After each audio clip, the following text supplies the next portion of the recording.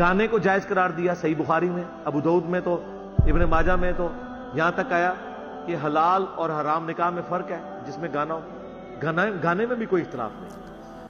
گانا، پہلی بات بخاری و ابو داؤد کا حوالہ نہیں دیا انجینئر مرزا صاحب نے۔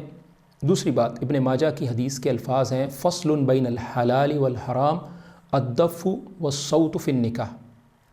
رسول اللہ صلی اللہ علیہ وسلم نے فرمایا حلال اور حرام میں فرق نکاح کے موقع پر دف اور آواز کا ہے، ابن ماجہ 1896، اور یہ حدیث حسن ہے۔ تو مرزا صاحب کو علمی کتابی ہونے کا دعویٰ ہے تو کتاب سے اصل عربی لفظ ذکر کرتے، عربی لفظ صوت نہ ذکر کیا نہ اس کا لفظی معنی بیان کیا، صرف گانے کا لفظ کہنے سے کنفیوژن ہوئی، کیونکہ جب گانے کا لفظ بولیں گے تو اس میں بہت کچھ شامل ہو جاتا ہے۔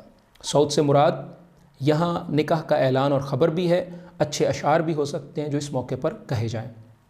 بہرحال شادی کے موقع پر بیہودگی سے پاک کلام یا اشعار کو اچھی ادائیگی سے بغیر آلات موسیقی میوزیکل انسٹرومنٹس کے بغیر پڑھا جائے تو یہ جائز ہے۔